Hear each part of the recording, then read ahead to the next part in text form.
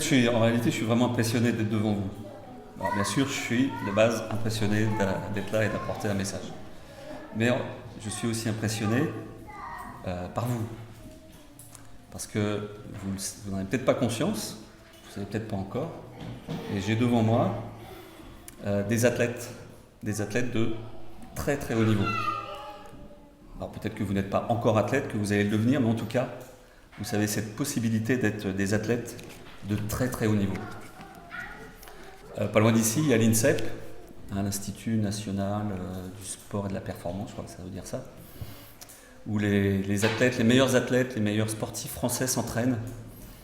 Et ils ont un objectif qui est clair, un championnat du monde, des Jeux Olympiques. Et donc ils ont un objectif qui est à un terme de 4 ans, de 8 ans, peut-être 10, 12 ans pour ceux qui durent le plus longtemps.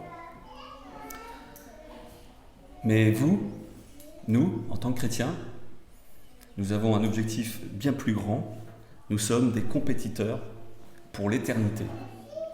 Et c'est en ce sens que nous sommes des athlètes de très haut niveau. Et c'est pas moi qui le dis. On peut lire dans la parole de Dieu que nous sommes appelés à participer à une course et donc ainsi à être assimilés à des sportifs. Et donc je vous propose 2 lectures. La première, c'est dans l'épître de Paul aux Philippiens, au chapitre 3, versets 12 à 13. Et tout au long de notre échange, on fera des petites lectures, références plutôt que lectures au chapitre 3 de cet épître. Donc Philippiens chapitre 3, verset 12. C'est l'apôtre Paul donc qui parle. Ce n'est pas que j'ai déjà remporté le prix ou que j'ai atteint la perfection, mais je cours pour tâcher de m'en emparer, puisque de moi aussi, Jésus-Christ s'est emparé.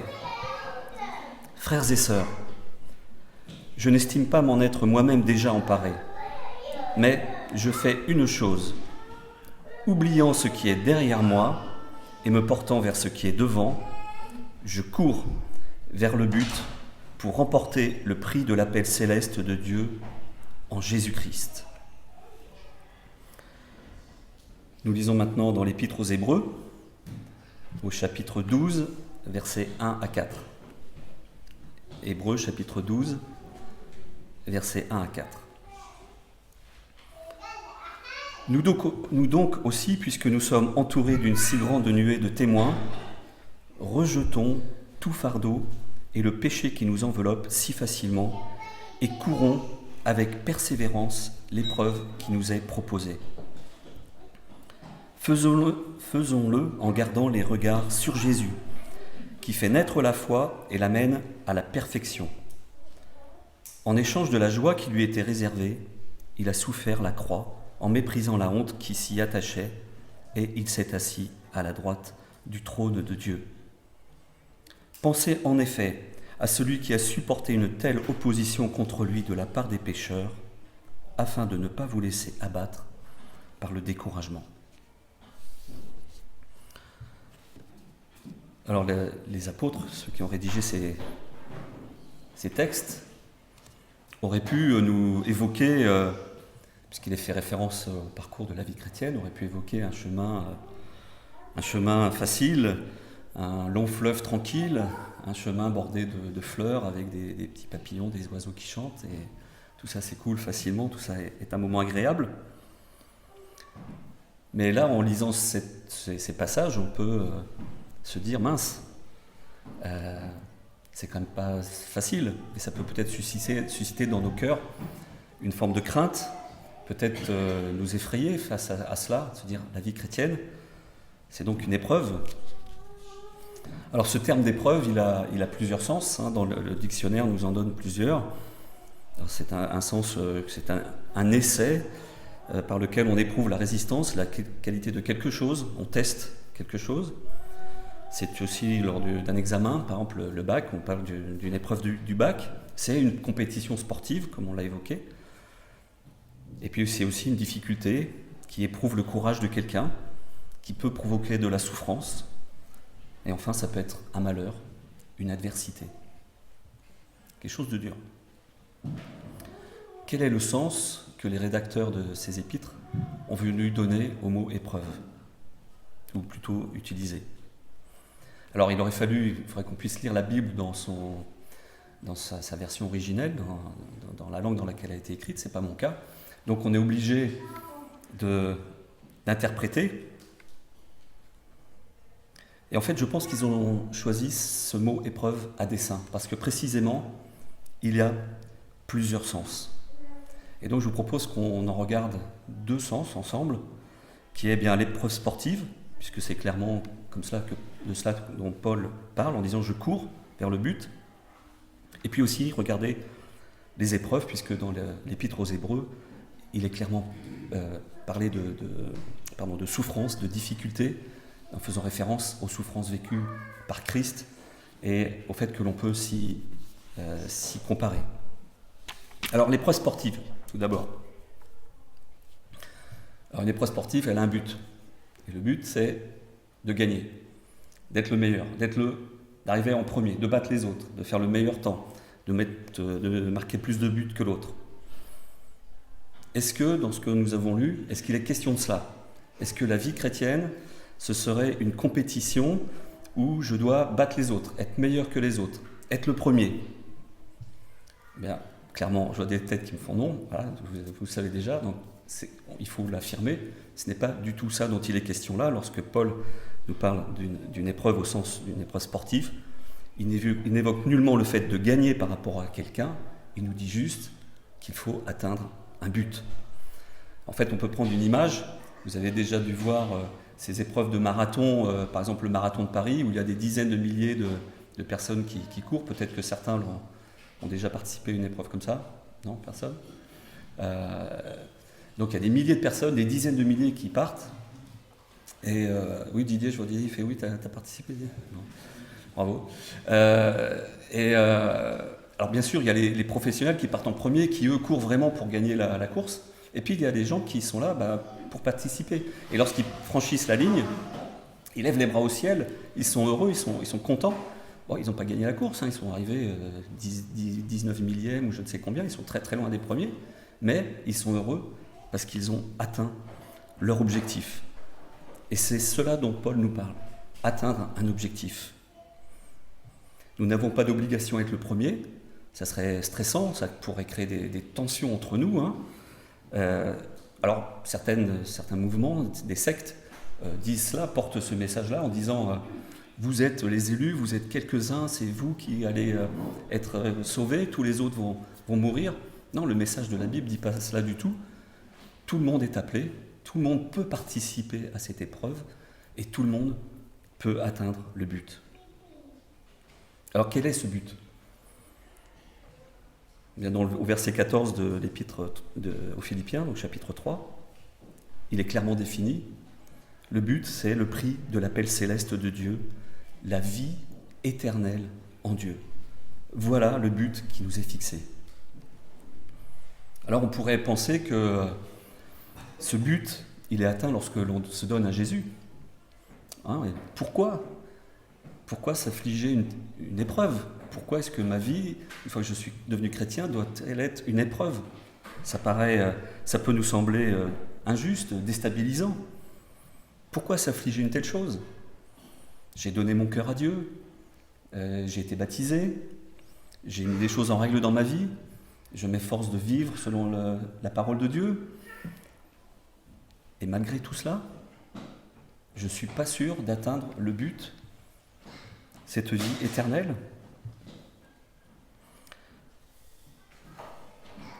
Paul dit que, on l'a lu au verset 13, « Oubliant ce qui est derrière moi et me portant vers ce qui est devant. » Et il dit aussi un peu plus haut, dans les Philippiens, au chapitre 3, que les versets qu'on a lus, il rappelle son parcours. Il dit qu'il était pharisien, qu'il a été circoncis, qu'il était même persécuteur de l'Église et qu'il s'est converti à Christ. Mais en fait, Paul ne regarde pas à tout cela, à tout ce passé. Et même lorsqu'il s'est converti, eh bien, par ses paroles, oubliant ce qui est derrière moi, en fait, il nous dit qu'il ne regarde pas à cela. Ces choses-là sont essentielles, bien sûr. La conversion de Paul, c'était le point de départ dans sa vie, dans son ministère. Et la nôtre, notre conversion à nous, notre décision, c'est le point de départ. Mais Paul nous dit que ce n'est pas là l'essentiel, c'est le point de départ.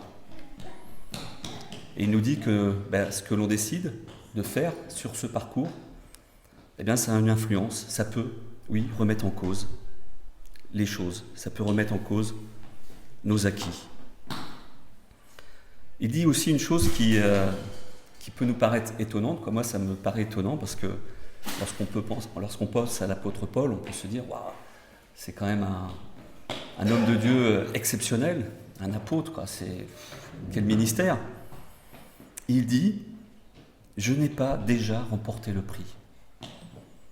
Je n'ai pas atteint encore la perfection, mais je cours pour tâcher de m'en emparer.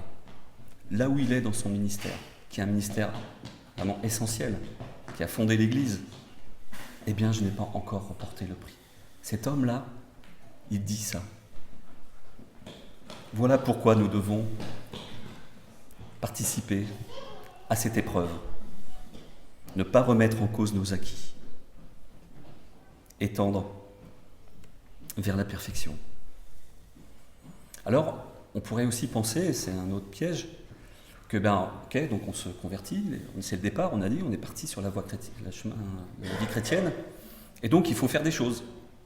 Il faut faire des actes, des actions. On pourrait penser que l'épreuve, elle consiste à cela, à faire des choses. La course égale acte, point d'interrogation. Bien, si on relit bien ces textes, à aucun moment, les apôtres nous disent qu'il faut faire des choses. Ils ne parlent que d'une seule chose, importante, fondamentale, il faut garder la foi. Et parfois, effectivement, dans certains mouvements, on incite les gens à faire des choses, à gagner le salut par des actes, par ce qu'ils font. Alors bien sûr, c'est important, je ne vais pas vous dire qu'il faut ne rien faire et ne pas vous engager, ou bien au contraire. Mais c'est pas ça, c'est pas grâce à cela que l'on garde la foi. Alors comment faire ? Bien, tout est dit dans les quelques textes que l'on a lus. Dans l'Épître aux Hébreux, chapitre 12, donc au verset 4, la réponse, elle est très simple. La manière, elle est très facile. Il faut garder les regards fixés sur Jésus. Pour reprendre l'image du marathon, ou même de toute autre discipline sportive, en fait, les sportifs qui sont engagés pour vraiment une carrière de haut niveau, qu'est-ce qu'ils font ? Quel est leur cheminement ? Ils s'entraînent déjà énormément. Ils ont un entraîneur, voire des entraîneurs, des préparateurs mentaux, physiques, des diététiciens, plein de choses, un encadrement autour d'eux. Ils font attention à leur corps, à leur alimentation, que rien ne vienne perturber leur corps. Lorsqu'ils courent ou qu'ils font une compétition, quelle qu'elle soit, ils s'allègent. Pour courir un marathon, il ne faut pas avoir un sac de 20 kg. Ils ont vraiment une tenue très légère, des chaussures les plus allégées possibles. Point important, ils respectent les règles, parce que dans toute compétition sportive, il y a des règles, il y a des juges, il y a des arbitres. Sinon, ils peuvent être exclus, disqualifiés. Et ils ont aussi une attitude qui est très importante pour un sportif. Ils sont absolument déterminés. Ils sont persévérants. Si on regarde certains sportifs, on peut être même surpris. Là, il me vient à l'esprit Rafael Nadal, le tennisman. Il a tout gagné. Il est plus tout jeune, mais il pourrait laisser aller. Donc, quand il rentre sur le court, il est absolument déterminé. Il a un visage, c'est impressionnant. Voilà ce qu'est un sportif de haut niveau. Eh bien, nous, chrétiens, on peut s'en inspirer, et c'est ce à quoi nous sommes appelés. Mais en gardant nos regards fixés sur Jésus, nous sommes en permanence sous son influence. Eh bien, c'est lui qui nous entraîne par la prière, dans notre relation régulière avec lui. Il est notre entraîneur, il nous encourage, il est notre saint consolateur par son Esprit Saint. C'est lui qui prend soin de nous. Nous pouvons nous alimenter par sa parole, par la lecture de la Bible. C'est lui aussi qui nous allège, qui nous délivre de nos fautes, de nos fardeaux. Sur le chemin, il nous arrive de trébucher, bien sûr, il nous arrive de commettre des erreurs. Eh bien Dieu, le Seigneur nous relève, nous pardonne, il nous allège, nous permet d'avancer. Et puis bien sûr, il nous donne des règles. Et la règle essentielle, c'est ce que on a lu dans Hébreux, rejetons tout fardeau et le péché qui nous enveloppe. Respectons les règles.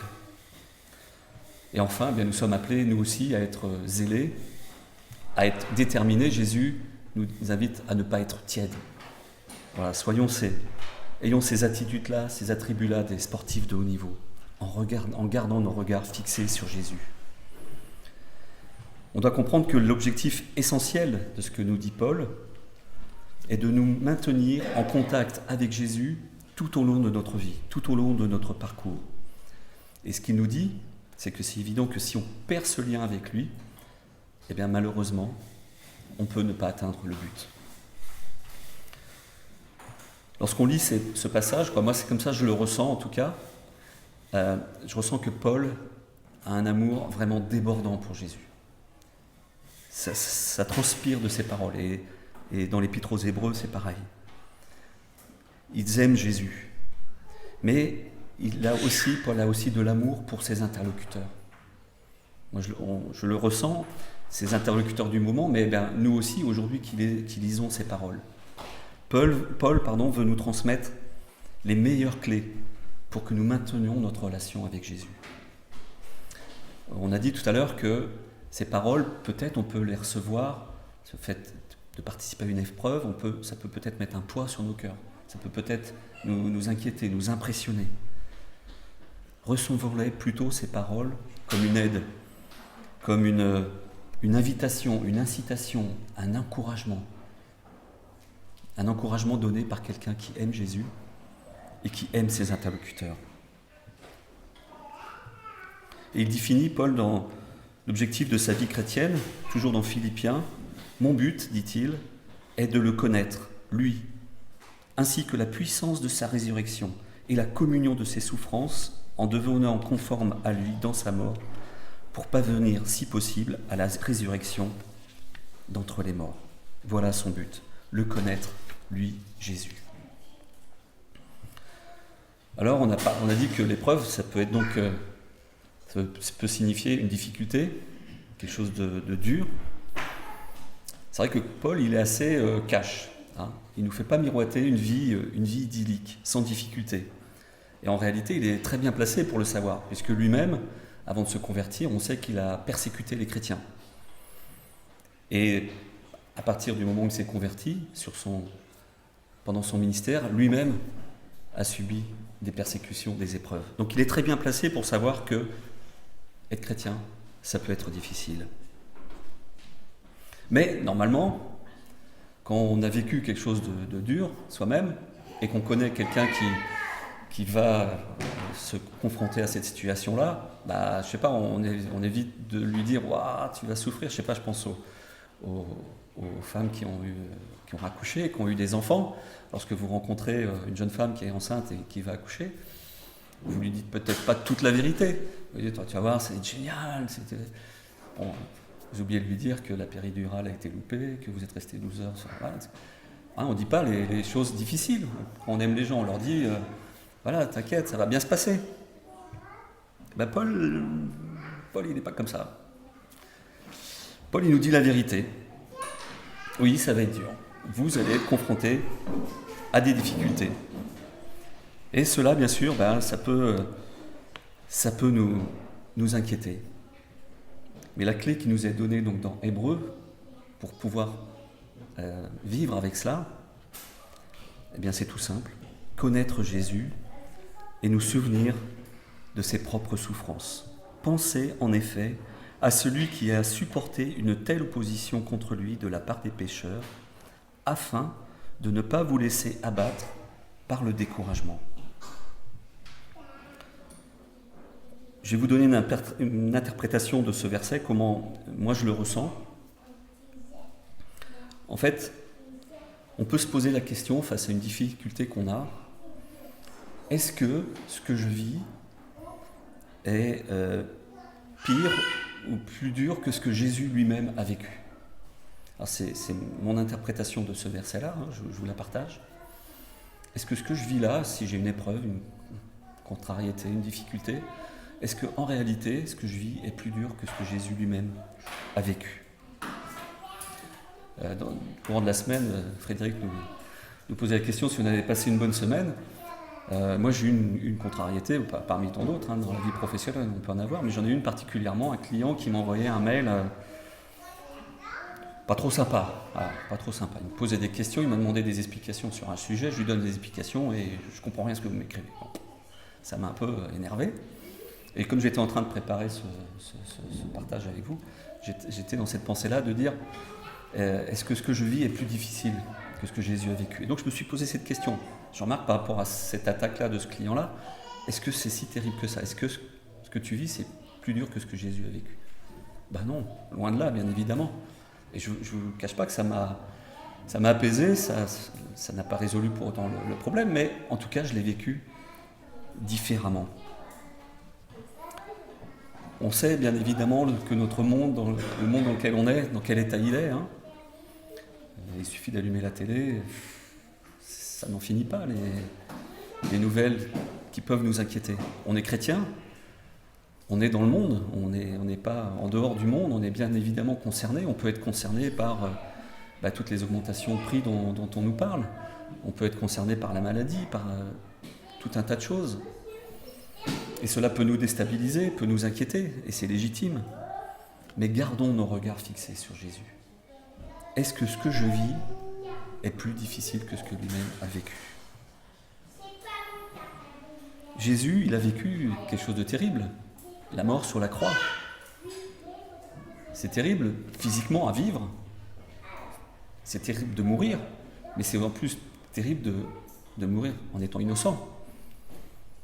Mais on sait tous que Jésus a vaincu la mort, il est ressuscité, il a gagné sur cette épreuve. Et donc, gardons nos regards fixés sur lui, car nous-mêmes, nous avons accès à ce chemin-là, le chemin de la victoire sur l'épreuve, à ce chemin-là de la résurrection. Quel est notre but? Quel est notre but? Est-ce que notre but, c'est de connaître le Seigneur Jésus-Christ, de connaître sa puissance, sa résurrection et de communier avec lui? Il faut pour cela, bien sûr, le connaître toute son œuvre. Alors bien sûr, on peut avoir des buts dans nos vies et ils sont légitimes. C'est normal d'avoir, quel que soit le stade de notre vie, des objectifs personnels, privés, professionnels ou dans l'Église. C'est tout à fait normal.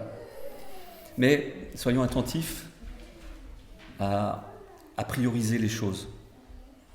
Bien sûr, en tant que chrétien, on n'est pas chrétien à un moment donné de la semaine et puis au travail, on est différent.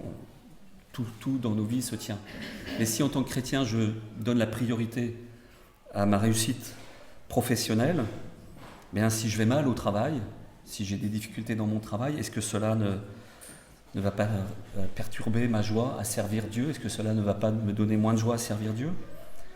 Si je mets tout dans ma réussite familiale, mes relations familiales, c'est légitime, c'est une bonne chose. Hein. Mais si tout mon espoir, tout mon but est là et que j'ai des difficultés dans ma famille, est-ce que cela ne va pas aussi me bloquer dans ma communion avec mes frères et sœurs? Paul nous invite à prioriser nos buts et en réalité nous en fixer qu'un seul comme essentiel.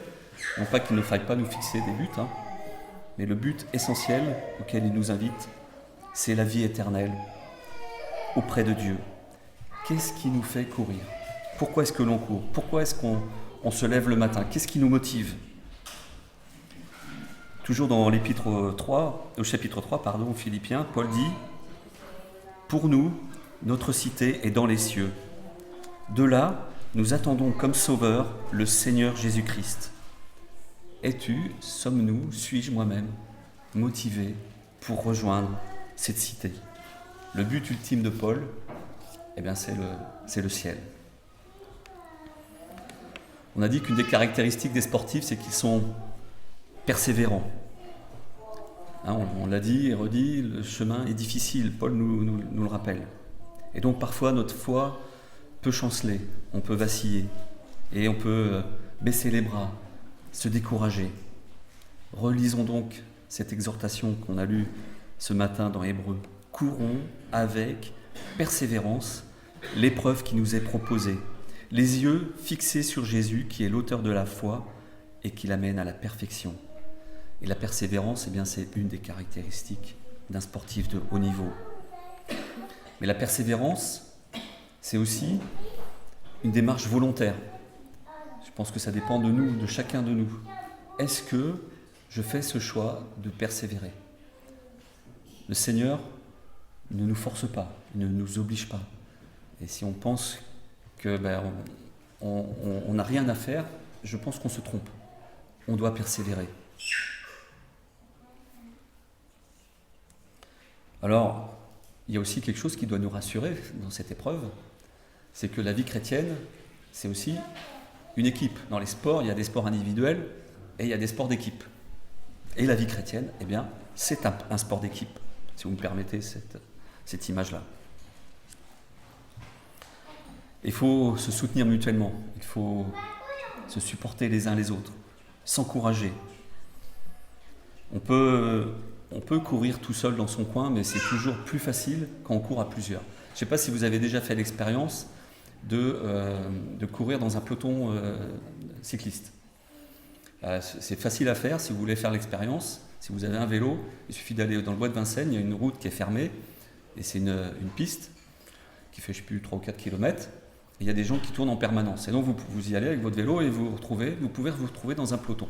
Moi je l'ai fait 2 ou 3 fois, et quand on se retrouve dans un peloton, vous êtes au cœur du peloton, et bien vous avez l'impression que vous pédalez, il ne faut pas non plus ne rien faire, mais vous avancez beaucoup plus facilement.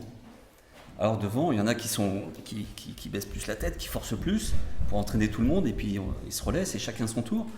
Et puis si vous avez envie d'être dans le peloton, de vous laisser un peu porter, vous pouvez le faire et c'est un peu plus facile. Je vous invite vraiment à le faire. Alors vous allez voir qu'il y a des là-bas à Vincennes, il y a des gars qui ont des vélos, c'est des pros. Moi j'y suis allé avec un vélo un peu simple une fois, mais on m'a regardé un peu bizarrement, mais voilà, faites-le, vous verrez, l'expérience vaut le coup.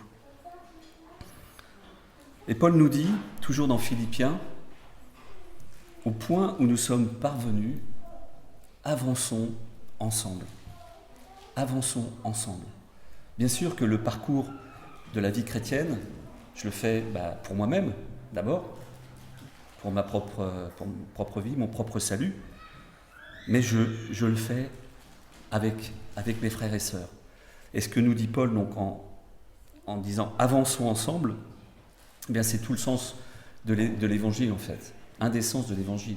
Parce que Jésus lui-même dit « soyez un, comme moi je suis un avec le Père ». Jésus nous dit « aimez-vous les uns les autres ». On court tous ensemble dans le soutien, avec l'aide des talents, des capacités, des ministères des uns et des autres. Alors, au bout du bout, eh bien, il y a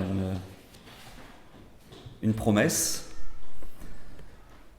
Et cette promesse, eh bien, l'apôtre Pierre nous parle d'une couronne de gloire incorruptible.